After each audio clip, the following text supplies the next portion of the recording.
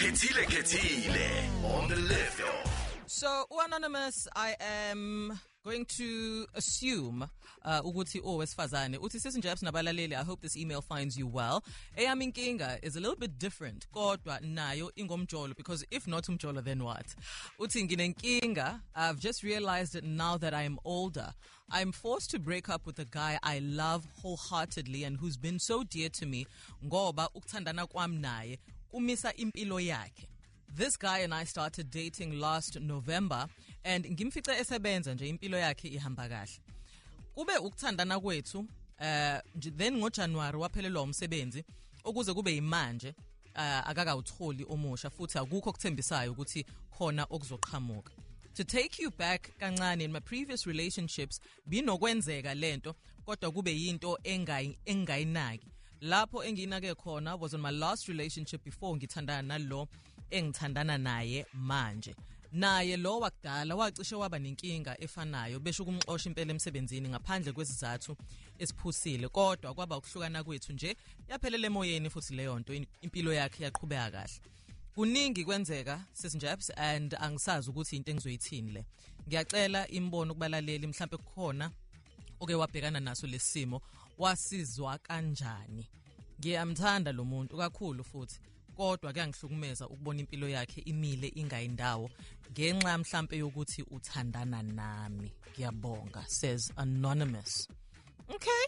I don't know. I mean, Anonymous, how do you know that you are the cause of all of this? But anyways, I am asking you now to reach out on 0861 596 596. You can also get in touch with me on WhatsApp 063-839-9959. Gikhona also inkundleni zokuxhumana. It's the Lift Off on Gagasi FM across all platforms. How do you suggest Anonymous navigates this part? It seems like she's losing abantu abathandayo because she feels like in the relationship ufika Nesinyama, ufika nebhadi thizeni that makes her partners lose jobs or get very close to losing imsebenzi, and this will obviously have a direct impact on your quality of life, and she doesn't want to do this anymore. What should she do? Mhlambe yuye yini kufanele ayobona umuntu that will cleanse her of lelifu leli afika nalo alisolayo ukuthi lihamba naye, noma is it for her partners to fix izinto on their ends? 0861 596 596, the Lift Off on Gagasi FM. Lindo, ake ngizwe ngawo njani? I am good, Lindo. Ikhona yini into yokuthi mengabe ngithandana nawe or mengabe ngithandana nombanje kube ukuthi izinto zakho suddenly take a turn for the worse? Yeah, and just izinto ezenzakalayo lezo, and sometimes ukuthi mawuqeda break up nomuntu even let's say mhlambe uzothandana nomuntu for 10 years. Ulevel uthi angiphume la and there's nothing happening, and then awusebenzi akwenzeki lutho ukuthi usuhlukene na ngonyaka wesi-10. Ngonyaka wesi-11 uthole umuntu ozobisane, let's say ugeli mhlawumbe ozokushada in 1 month, ozohambisa enze everything, and then you'll realize ukuthi hayibo isikhathi esidala nje should befanele singabe lento ngiphumile kuyona ngayidedela, should lo muntu yena ade inkinga mina. So la kusise sayidini lakhe izinto ngendlela ehamba ngayo akusiyona into enzima, into elulu ukuthi yena nje fanele avumele ukuthi thina singama-Afrika futhi kunzima ukuba ama-Afrika. So kuzofanele ukuthi azame ukuthi ayisumele aye njengasebantwini besiZulu, because ngoba iyinto esiZulu lento yakhe. So imake Lindo, ngoba Anonymous akasho ukuthi yena khona into ake ayenza, I'm assuming ukuthi kushuthi lokhu ahamba nakho kwafakwa umunye umuntu mhlambe kuyena. How does it work in this instance? No, abona nje mebuka nje especially umuntu mesebenza mase aphelele umsebenzi. It's not about mhlambe izinto ze-mate mhlambe umuntu ashiya something kuyena. It's about izinto zesizulu like stress nje kufanele ukuthi sizenze yena adlule kuzona ngoba lezi zinto zicindezela laba abaseceleni, and njengoba zibacindezela zidinga ukuthi usisi yena akwazi ukuthi azimele abe like abe yindoda yena ngokwakhe kodwa ebe umuntu wesifazane. Do you get me? I get you, but now lapho engilahleka khona, and I think this is just how my brain is wired. So forgive me if I'm asking kind of redundant questions. Manje uma kuyinto yakhe usisi that has nothing to do with anybody else, why lezinto zingashayi yena? Why zishaya umuntu asebudlelwaneni naye? We know ukuthi abantu abasengasekho bayiwula and banomona ngazi. So as soon as ethola umuntu babona mhlawumbe ukuthi lo muntu angase enze lezinto lezi kufanele ukuthi usisi ngabe uyazenza. So mhlawumbe usisi kungcono ngabe ukhona ku line mhlawumbe usebaleke kakhulu kufanele ukuthi enze izinto ezithize ezibalekela, and so manje labantu abasondele eduzane kwakhe ibona abantu abamvalayo lento kufanele ukuthi ayizwe yena. So bayamdistract mhlambe. Yeah, no, yena kune pain okufanele sadlule kuyona. So labantu bacover leyo pain leyo ukuthi angadluli kuyona. Bona bafuna ukuthi adlule somewhere ukuze ezokwazi ukuthi abhekane nalento okufanele ukuthi abhekane nayo. So ukuba njengoba ngisho ngathi nje ukuba umuntu omnyama, it's not very easy. It's very complex. It's very layered, yeah. Yo. All right. No, but usungikhanyisele kakhulu lindo, and I think nomunye mhlawumbe bengayi understand kahle lento usumkhanyisele naye. Thank you so much for your call. Anonymous, etshele Emnyama sawubona. Yebo njani sisi? Ngiyaphila sisi, how are you? Ngiyaphila. Ngisanda ukukhomenta nje ngale topic ekhulunywa ngayo. Kenzeka kwesinye isikhathi uthola ukuthi izinto zokwenziwa ezenziwe kuyena usisi. Mhlambe khona wamlimaza and then loyo wamenza something ukuthi abe lelo body level. Every time emeet umuntu kubhede okanye ama spirits sihlangana nabantu abahlukahlukene, so we carry ama spirits with thina. Ngenza ukuthi mhlambe khona esikuyena esiphila kuyena ugeli spirit esinomona, mhlambe udinga ayogeza ukuze izinto ziqaqeke. Kugezwa ngani nge-pink water?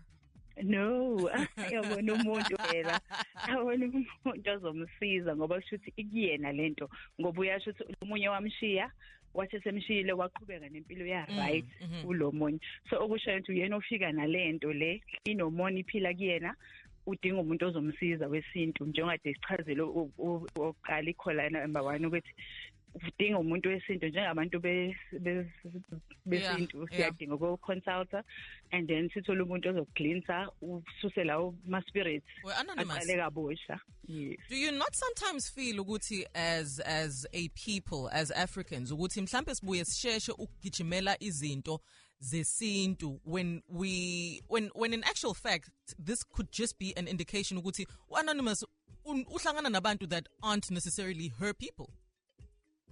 But is that not a possibility? Kodwa sase kube i-pattern ukuthi nanjalo mayifika empilweni yomuntu ziyabheda izinto zalowo muntu. Mina ngadalelene nje kubheda yonke into. Usuthi yena akekho nje, yena adalelwe yena nje, akekho nje. Akamtholi. Hayi ngeke kwazi ukuthi bonke bayabhedelwa. Yes, ibudlelwane babo ngangasebenza kodwa hayi kubheda izinto zomuntu. Okay. Kushuthi there's ama spirits akuyena adinga awasuse aglinse ukuze ukuthi aqale kabusha free of these spirits. All right, ngiyabonga kakhulu for your call Anonymous. Ngiye kunjomane sawubona. Mangeza mkhulu. I am good. How are you? Siyanda ukade ngagcina saxabana yini? Xabana ngumsebenzi. Oh, ayike. Siyabonga. Wena uyasebenza wena. Abantu ba-Anonymous abasebenzi bona. Uyalahleka umsebenzi mekungena u-Anonymous endaweni. Mangeza yabo lento ekhulunywa ngayo, experience yayo. Oh, okay. Tell me more. Yabona into engayisho kusisa ukuthi umuntu uhamba nama-spirits akhe. Sometimes okungenziwa ukuthi njengoba eshithi wonke umuntu ahlangana izinto ziyabheda but bahlukana sivuleke lo. Okungenzeka ukuthi usisi maybe ekuzalweni kwakhe akazalwanga yedwa, waba yiwele. Oh, manje iwele linomona ukuthi yena usaphi mhlawumbe iwele alenzelwanga izinto zalo. mhlambe if ethola umuntu bese liba nesikhwelethi ngoba mina angakiyo akwazi ukuba happy kodwa mina ngekho happy. Oh wow, okay. Number 2, bese kuzoba ukuthi mhlambe usisi ekuqaleni kudala engazi she met someone onezinto ezingekho kuphilini ezingekho right. Wasifana kusisi usisi whoever amtholayo ehamba nezinto ezingcwele from lo muntu amdala izo affecta if which way career lo muntu asempilweni naye ibhede umuntu unaso kusisi izinto eziphelele. Okay, so lento it seems like nawe direct ukuthi ayilungise ngomuntu mhlambe ozomgeza ozombhekela amgeze. Sometimes kuyasiza umuntu mhlawumbe uyizenze wena usisithe uthela ngayiyodwa beside uthatha kumuntu ngicela nje ayithole yena she can buy a fresh milk 1 liter athenge amaqanda u6 and then she can take ubulongo bengu masodo or rough akumixe that sounds like the ingredients to make a really good breakfast. So athatha maqanda athatha ubisi angenzi omelette afake kuphi emanzini mase yageza ngakho akumixe mhlambe endishini angifenjele kube udaka bese kuthona imbeni makho umzimba wakhe wonke bese emanzini ahambayo ageze bethame igeze bekhuluma ukuthi ngicela kusuke wonke amathunzi amazuke izinto kusuke kufike into ithola uthando ngibe happy ngithanda igeze ukuthi yakhuluma lento eyena abantu ufibe naye bangasebenza izinto ziphele uzofuleka. Okay, ayike imali manje le concoction yakho siyanda isebenza noma ngabe ngifuna imali mhlambe ngiyanqena ukuthatha inyoka uyayithanda imali noma eyothanda kuphela ayothanda enses right bafethu sifuna imali manje lento iklina wena iklina even isidalwa sakho because I believe ukuthi umuntu ozophila naye soulmate uba lethwa nesidalwa sakho so isidalwa ngesilethela umuntu ukuthi azohlupheka ukuthi lo muntu usinezophila naye jabule and ukuzubu and isidalwa njengoba singazi ukuthi na sishaya la uhappy khona asikushaya lo muntu khona so ukuze naye ahlamba isidalwa sakhe ngenze into engayo uzobona uzofika umuntu omthanda azophila naye ngibe right. Hayi ngiyakuzwa siyanda njomani kaza amanzi ahamba ngizowathola ngapha koWestville ningileleni. Your WhatsApps are in. Hi Jefferson Jana Gagasi FM we left off ngisimina hi anonymous mangithi ngiyabuka nje kumele babamsane nomuntu wakhe lo bahambe bafuna usizo noma kubantu besinto nje bathola inkinga kuphi then balungise lapho nalapho kuzinto iqhubeke ilunga uzodlula lokho nje afuna usizo kubantu bezulu qhubeke babe right ambezelele nakube ngasasebenzi uzoba right kakhulu nathi mtshalo ndikonje nothini lona danko Jeff ukhuluma noNtombi lo endaweni yaseMawoti kaMama. Hayibo Jeff ngicela ukutshela nje usizenzanga lokho ebhlema nje ethi usuya Nesinyama. Mhlawumbe sekusuke sekushaya isikhathi sokuthi ubhudi lo sikethandana naye aphelele umsebenzi bese yena ecabanga ukuthi ngendlela acabanga ngaye engqondweni yakhe acabanga ukuthi uyena. Hayibo ungalingi uzibeke iphutha la. Funa ke naye nabo ba-check ukuthi akukho nokwenzekayo kubona. Mhlawumbe nabo basuke bevede nabo benesinyama nje sizokwenzeka kubona bese kuhlangana nokwakho bese ucaza wena. Mfethu into eyenzakalayo le ukuthi uthanda nomuntu wezinto zabled khona omunye mina ngangathandana naye sathandana hayibo ngaba nenkinga izinto zami zonakala ngisahlukana aphinda abuyelana naye baphinde kwaba njalo umuntu esifazane lo ikhona lodwa yacela ungazisho. I really do appreciate the advice and your personal experiences that you're able to share. Mangabe suke sizama ukusiza anonymous that write into the show. Unontando Ntuli on Facebook uthi shem bakhona abantu abanjalo wena anonymous. My advice to you would be to go to church uyokhulekelwa if that is what you believe in, or go consult umuntu wesintu if that is the direction that you are better versed in, you know. Uthi this is a serious spiritual battle edinga ukuliwa ngamandla. Abantu azinile umuntu nimhlekisa ecashile nomalanga situfuza la uthi please come and date my ex because he deserves this.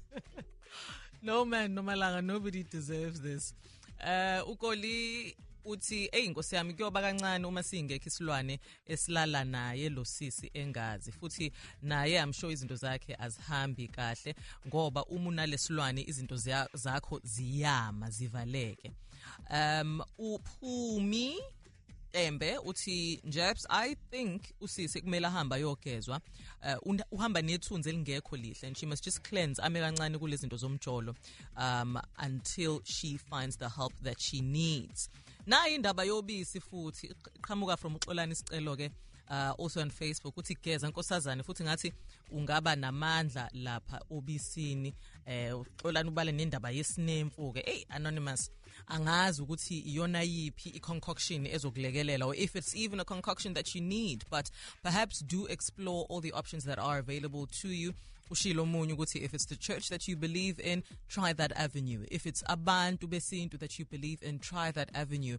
But also have it in the back of your mind ukuthi perhaps the things that are happening to your partners are just things that are supposed to happen to them vele, and whether you are there or not, these are things that would have happened anyways. Ukuthi ke asazi. So maybe don't be so hard on yourself, especially because ayikho wena into othi uyenzile to get another outcomes, you know. So be easy on yourself, but do find usizo so that now you can rest assured ukuthi should things that are negative happen with either the current partner noma omunye partner usazomthola wazi ukuthi hayi, this has nothing to do with me, this is just a you thing which would have happened whether ngikhona or not. If you also would love to get some assistance from the Lift Off fam with no matter what kind of love issue you're dealing with, if it's a marriage, come through. If it's umjolo, come through. Situationship, come through. The Lift Off at Gagasi 995.co.za.